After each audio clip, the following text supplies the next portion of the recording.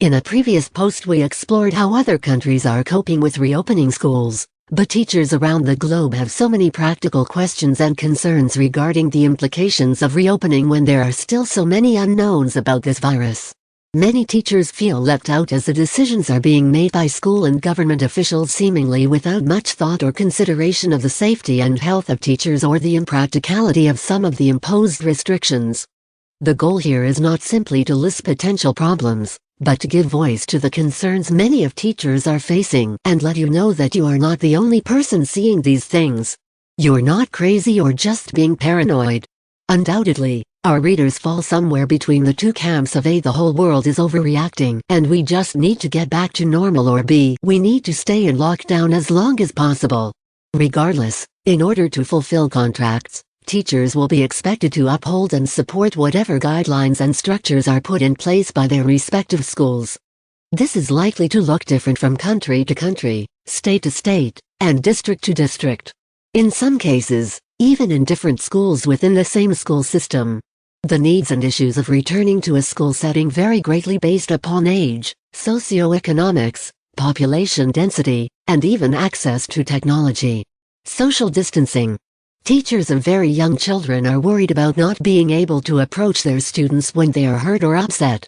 Bumps, bruises, and scrapes are commonplace on a primary campus, as well as tears and frustrations over encountering difficult content.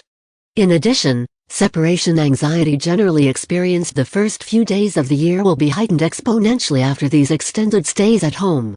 In addition, there has been a great deal of research recently that emphasizes how important physical activity, whether recess, PE, or free play, is on learning. What does this look like if students have to stay 6 feet apart? Teachers of young students also know that the typical feel of a group of children at the beginning of a school year is similar to herding cats. The concern is that wrangling excited, wiggly children into forward-facing desks and keeping them from touching each other. Additionally, most of early childhood education and a good part of later elementary and early junior high education is normally done in groups and hands-on, so teachers are necessarily concerned with all of these things having to be done differently. In the upper grades, many also find it laughable to even attempt to keep adolescents from touching. They are a very touchy group as well, whether it be roughhousing, showing affection, or gossipy whispers. Many will also be experiencing an inordinate amount of pent-up aggression surfacing from stressors at home due to possible medical and/or economic hardships families are experiencing. Extracurricular events are such a vital part of secondary schools. Whether students are huddled together during a game's timeout discussing the next play, standing next to each other singing or playing an instrument on risers, or performing theatrically on stage, many students find these events to be the primary motivation to attend school. But, schools are having to consider canceling all events that require such close interactions. And, how do teachers at any level provide personalized assistance and tutoring to individual students struggling with understanding a concept? What about our safety? Another very real and very personal concern is the health of the faculty and staff. While debate continues regarding whether children are at high risk of having life-threatening symptoms after contracting COVID-19, at a minimum they can be carriers. Teachers and school staff who fall within the high-risk category or who have family members who do worry about returning to a job that could put them at risk.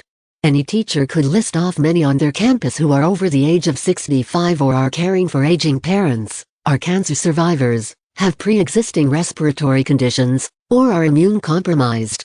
Even if parents and other community members are prevented from coming on campus, students are still interacting with them before coming to school. And it's not just students who could be carriers. Teachers are expected to plan together. They stand in line waiting for the copy machine. They rush to use a faculty bathroom in between classes with no time to sanitize it in between. Although many would probably agree that breaking up the negativity of lunch in the teacher's lounge probably isn't a bad thing, doesn't eating lunch in the classroom add an entirely new set of concerns? The bottom line: district leaders must make room at the table for teachers. They want to be heard, and they want to be part of the decision-making process. Most importantly, though, they have the most recent experience in the classroom. They are the experts. You wouldn't ask hospital administrators to rearrange surgical suites without having the input of surgeons.